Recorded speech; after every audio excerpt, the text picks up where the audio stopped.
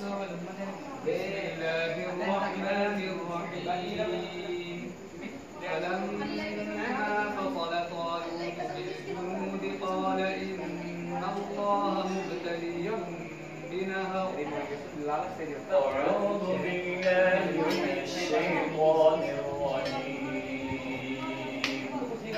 بسم الله الرحمن الرحيم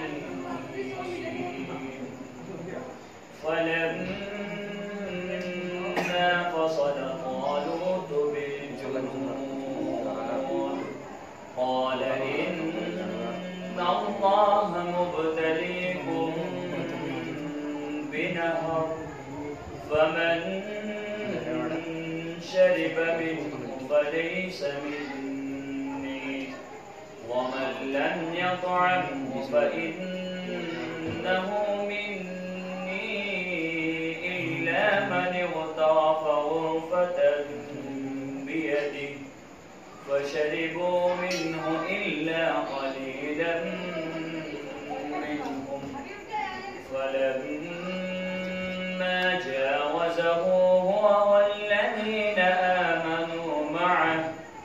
قالوا لا طاقة لنا اليوم بجالوت وجنوده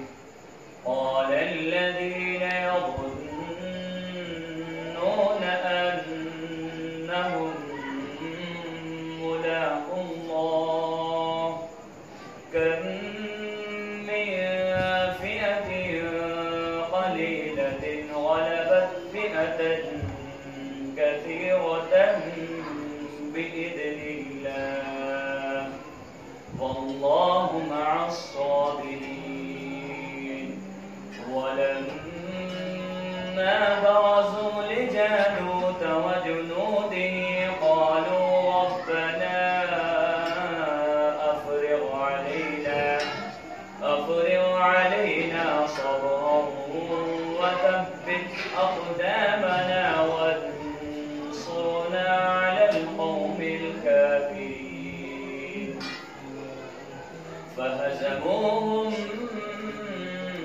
بإذن الله وقتل داود جالوت وآتاه الله الملك والحكمة وعلمه مما يشاء ولولا دفع الله الناس بعضهم ببعض لفسدت الأرض ولكن الله ذو فضل على العالمين تلك آيات الله نتلوها عليك بالحق وإنك لمن المرسلين ولولا فضل الله عليك ورحمته لهمت طائفة منهم أن يضلوا بسم الله الرحمن الرحيم ولولا فضل الله عليك ورحمته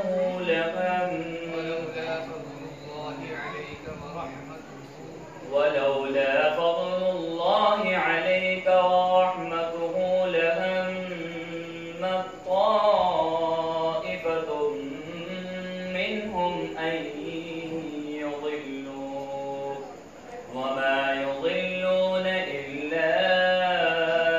أنفسهم وما يضرونك من شيء وأنزل الله عليك الكتاب والحكمة وعلمك ما لم تكن تعلم وكان فضل الله عليك عظيما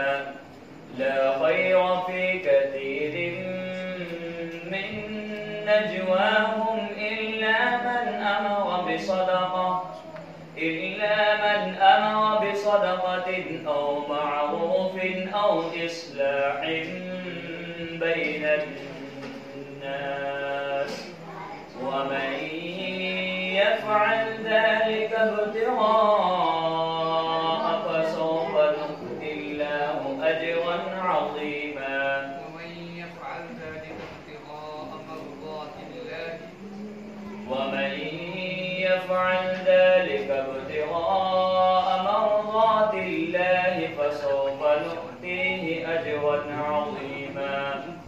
ومن يشاقق الرسول من بعد ما تبين له الهدى ويتبع غير سبيل المؤمنين نوله ما تولى ونصله جهنم وساءت مصيرا. صدق الله